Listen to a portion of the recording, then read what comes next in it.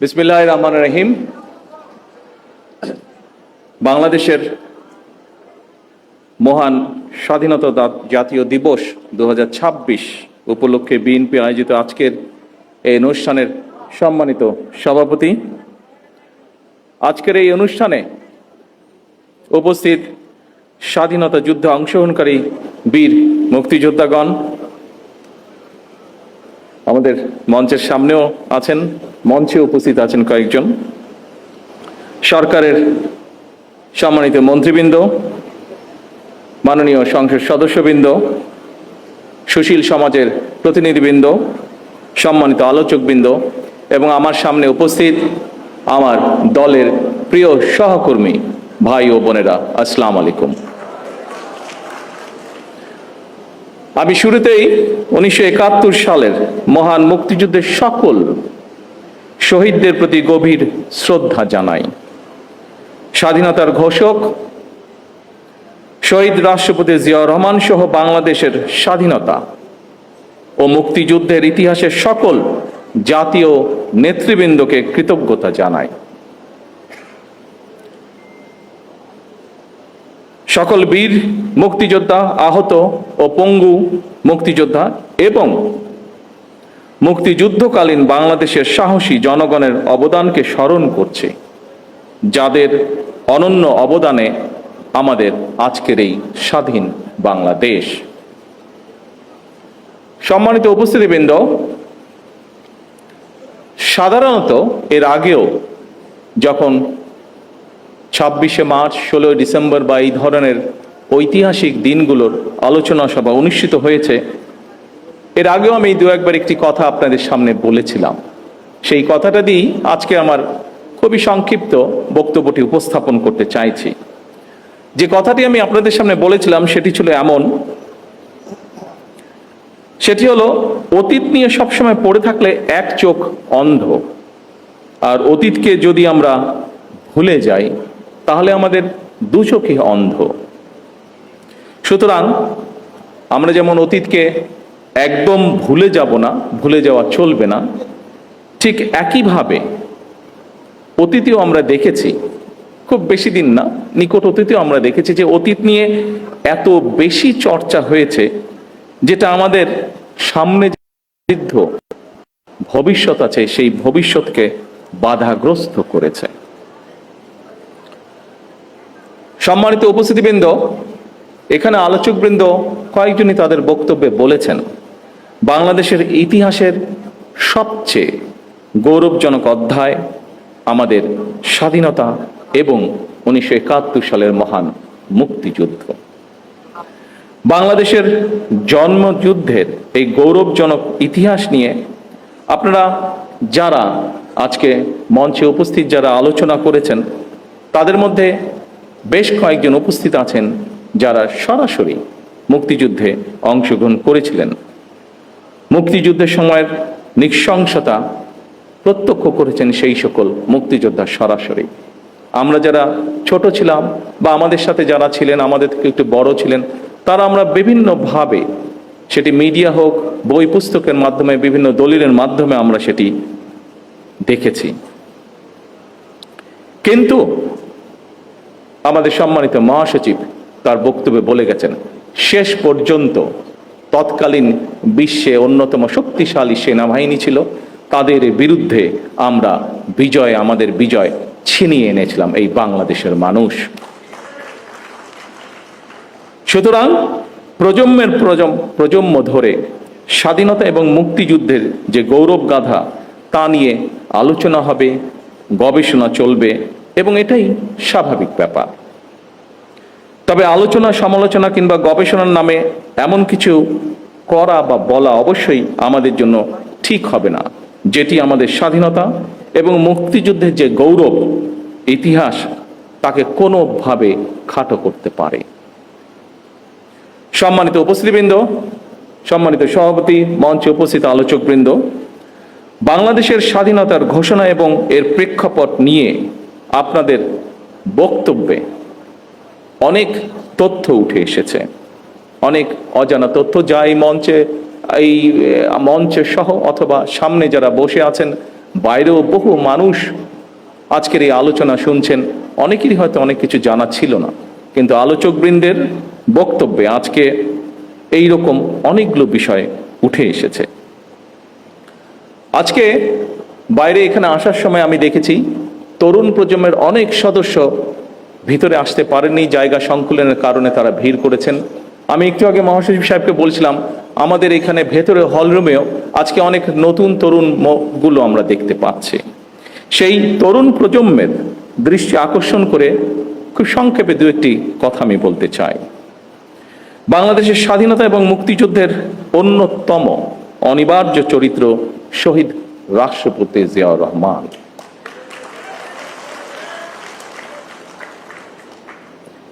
আমরা দেখেছি অতীতে যেভাবে শহীদ জিয়াউর রহমানকে, তার অবদানকে, তার কাজকে খাটো করার চেষ্টা করা হয়েছে, এর থেকেই প্রমাণিত হয়েছে শহীদ রাষ্ট্রপতি জিয়াউর রহমান অবশ্যই বাংলাদেশের মুক্তিযুদ্ধের একজন অনিবার্য চরিত্র। কিন্তু সম্মানিত উপস্থিতিবৃন্দ, শহীদ রাষ্ট্রপতি জিয়াউর রহমান হঠাৎ করেই কিন্তু স্বাধীনতার ঘোষণাটি দেননি। শহীদ জিয়া প্রথম জীবনে অবশ্যই একজন রাজনৈতিক কর্মী ছিলেন না, তিনি একজন সামরিক সৈনিক ছিলেন। তবে তিনি বাংলাদেশের স্বাধীনতার যে স্বপ্ন, সেটি যে তার মনের মধ্যে সেই বোধ শক্তির পথ থেকে লালন করতেন, এটি কিন্তু তার একটি লেখায় ফুটে উঠেছে। স্বাধীনতার চিন্তা চেতনা যে তিনি ধারণ করতেন, একটি স্বাধীন বাংলাদেশের জন্য যে তার একটা দীর্ঘ মানসিক প্রস্তুতি ছিল, সেটি আমরা তার একটি লেখা থেকেই পরিষ্কারভাবে বুঝতে পারি। কথাগুলো আমার নয়, কথাগুলো কারো মন গড়াও নয়, এই কথাগুলো আমরা তার নিজের লেখনী থেকে আমরা জানতে পারছি। আমরা স্বাধীনতা এবং মুক্তিযুদ্ধ নিয়ে শহীদ জিয়ার নিজের লেখা একটি প্রবন্ধ আছে। প্রবন্ধটির নাম একটি জাতির জন্ম। সেখানেই এই কথাটি আমি আগেও বলেছিলাম, একটি জাতির জন্ম প্রবন্ধটি, সেখানে প্রবন্ধটি যথেষ্ট বড়। আমি খুব সংক্ষেপে সেই প্রবন্ধের দু একটি লাইন আপনাদের সামনে বলবো, যেখান থেকে পরিষ্কার হয়ে যাবে পুরো বিষয়টি। এই প্রবন্ধের মাধ্যমে আমরা জানতে পারি যে স্বাধীন বাংলাদেশ, সার্বভৌম একটি বাংলাদেশের স্বপ্ন বহুদিন যাবৎ শহীদ জিয়ার মনে শহীদ জিয়া লালন করছিলেন। শহীদ প্রেসিডেন্ট জিয়াউর রহমানের লেখার নিবন্ধটি দৈনিক বাংলা পত্রিকার প্রথম 1972 সালের 26শে মার্চ প্রকাশিত হয়েছিল। এই প্রবন্ধটি ছিল বাংলাদেশের প্রথম স্বাধীনতা দিবস। 1971 সালে দেশ স্বাধীন হবার পরে প্রথম যে আমরা স্বাধীনতা দিবস পালন করি, সেই দিবস উপলক্ষে যে প্রথম ক্রোড়পত্রটি প্রকাশিত হয়েছিল, সেই ক্রোড়পত্রে এই লেখাটি ছাপা হয়েছিল বা প্রবন্ধটি ছাপা হয়েছিল। প্রবন্ধটি ছিল এইরকম, যেই লাইনটি আপনাদের সামনে আমি উল্লেখ করতে চাইছি। এই প্রবন্ধটি বা নিবন্ধটির শেষ প্যারায় শহীদ জিয়াউর রহমান লিখেছিলেন, তখন রাত 2:15 26শে মার্চ 1971 সাল। রক্তের আখরে বাঙালির হৃদয়ে লেখা একটি দিন। বাংলাদেশের জনগণ চিরদিন স্মরণ রাখবে এই দিনটিকে, স্মরণ রাখবে, ভালোবাসবে। এই দিনটি তারা কোনোদিন ভুলবে না, কোনো দিন না। এভাবেই উনি লিখেছিলেন। সম্মানিত উপস্থিতিবৃন্দ, 1971 সালের 26শে মার্চ রাত 2:15 কি হয়েছিল, আমি মনে করি স্বাধীনতা এবং মুক্তিযুদ্ধের ইতিহাস নিয়ে যারা গবেষণা করেন, এই তথ্যটি অবশ্যই তাদের জন্য একটি গুরুত্বপূর্ণ দলিল হতে পারে। কারণ শহীদ জিয়ার লেখা এই 1972 সালের প্রবন্ধটি যখন প্রথম প্রকাশিত হয়েছিল, তখন কিন্তু মাত্র মুক্তিযুদ্ধ শেষ হয়েছে। যারা মুক্তিযোদ্ধা ছিলেন, যারা মুক্তিযুদ্ধের সঙ্গে প্রত্যক্ষ বা পরোক্ষভাবে জড়িত ছিলেন, তারা কিন্তু প্রত্যেকেই তখন বেঁচে ছিলেন, যারা বেঁচে ছিলেন যুদ্ধের শেষের পরে। এই প্রবন্ধটি প্রকাশিত হওয়ার পরে কারো পক্ষ থেকেই আমরা কোনো রকম এমন কিছু আপত্তি বা এমন কিছু কথা পাইনি যা এই প্রবন্ধ বা লেখাটিকে কন্ট্রাডিক্ট করে। শহীদ জিয়ার এই প্রবন্ধটি যে শুধু 1972 সালের 26শে মার্চই প্রকাশিত ছিল তাও নয়, আরেকটি কবে প্রকাশিত হচ্ছে সেটি আমি বলছি, এবং সেই সময়টি বলার মাধ্যমে এখানে আলোচকবৃন্দ কিছু কিছু বিষয় বলেছিলেন সেই সময়কার রাজনৈতিক প্রেক্ষাপট বা বিতর্ক। পরবর্তীতে আমরা দেখেছি শহীদ জিয়াকে খাটো করার জন্য বহু অপচেষ্টা হয়েছে, কিন্তু এখন আপনাদেরকে যেই কথাটি বা যেই তথ্যটি আমি দিব বা যেই কথাটি বলবো তার মধ্যে থেকে একদম সঠিক যুক্তি তর্কের মাধ্যমে প্রমাণিত হয়ে যাবে যে শহীদ জিয়াকে খাটো করার চেষ্টা করা হয়েছে। কিন্তু আগেই আমি বলেছি যা সত্য তা সত্যই। শহীদ জিয়া যে মুক্তিযুদ্ধের একজন অনবদ্য চরিত্র, এটিকে লুকানোর কোনোই উপায় নেই। সম্মানিত উপস্থিতিবৃন্দ, শহীদ জিয়ার নিবন্ধনটি 1974 সালে আবারও প্রকাশিত হয়েছিল সাপ্তাহিক বিচিত্রা। বিচিত্রা নামে একটি ম্যাগাজিন ছিল সাপ্তাহিক, সেটিতে প্রকাশিত হয়েছিল। শহীদ জিয়ার লেখা একটি জাতির প্রবন্ধ লেখাটি আমাদের মুক্তিযুদ্ধের একটি অনন্য দলিল। 74 সালেও আবার যখন প্রকাশিত হয়েছিল কারোরই কোনো আপত্তি ছিল না, এবং শহীদ জিয়া তার লেখায় যা যা বলেছিলেন অবিকল ছিল। সেই সময় সরকারে কারা ছিল, রাজনৈতিকভাবে কারা কোথায় অবস্থান করছিল, আমাদের কম বেশি প্রত্যেকেরই ধারণা আছে। কিন্তু সেই সময় তৎকালীন সরকার অথবা রাজনৈতিক ব্যক্তিত্ব কেউ শহীদ জিয়ার কোনো লেখার প্রবন্ধটির কোনো বক্তব্যকে কেউ কোনোভাবেই খণ্ডন করেননি, চেষ্টাও তারা করেননি। কারণ সেই সময় যারা ছিলেন তারা জানতেন শহীদ জিয়ার প্রতিটি বাক্য, প্রতিটি শব্দ প্রবন্ধে লিখিত সত্য সেগুলি।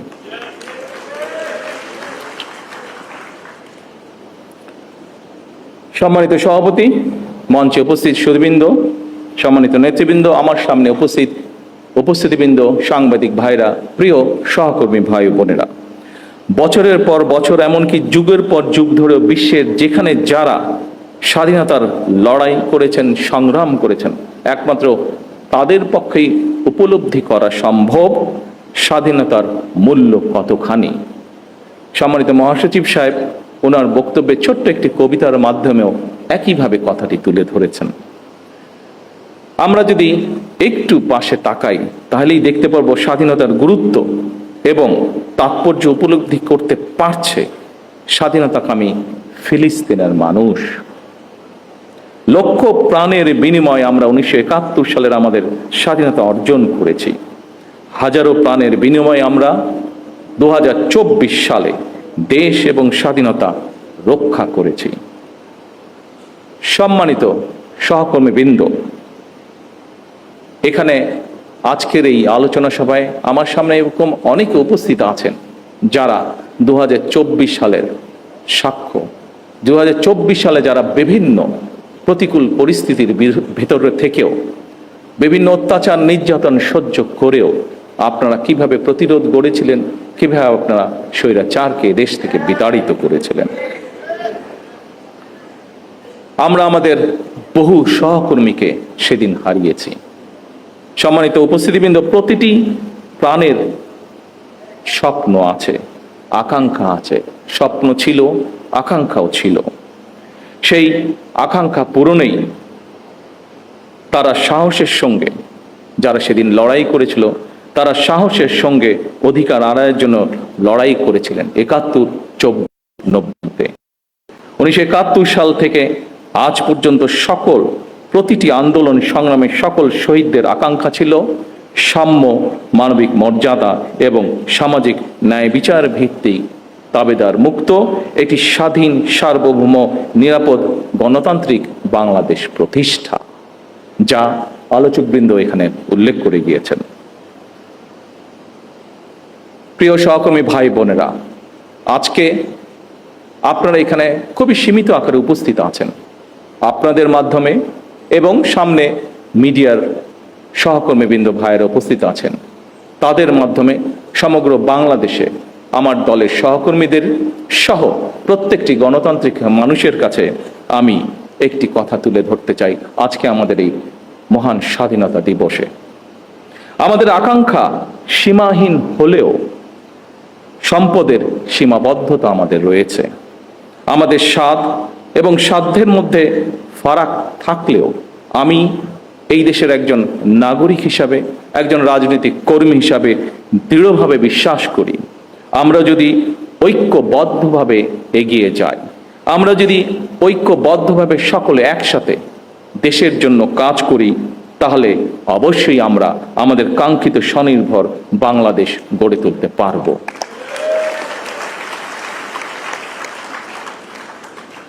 বর্তমান গণতান্ত্রিক সরকার আপনাদেরই সরকার। বর্তমানের গণতান্ত্রিক সরকার এদেশের মানুষের নির্বাচিত সরকার। বর্তমানের গণতান্ত্রিক সরকার এদেশের মানুষের প্রতিষ্ঠিত সরকার। সরকার রাষ্ট্রের বিভিন্ন শ্রেণী পেশার মানুষকে লক্ষ্য করে ফ্যামিলি কার্ড, কৃষক কার্ড, খাল খনন, বৃক্ষরোপণ সহ কর্মসংস্থানের ব্যবস্থা সহ বিভিন্ন কর্মসূচি বাস্তবায়নের কাজ শুরু করেছে। জনগণের জীবন মান উন্নয়নের বিভিন্ন পদক্ষেপ আমরা গ্রহণ করছি। প্রতিনিয়ত তার জন্য আপনাদের এই সরকার অক্লান্ত পরিশ্রম করছে, চেষ্টা করে যাচ্ছে।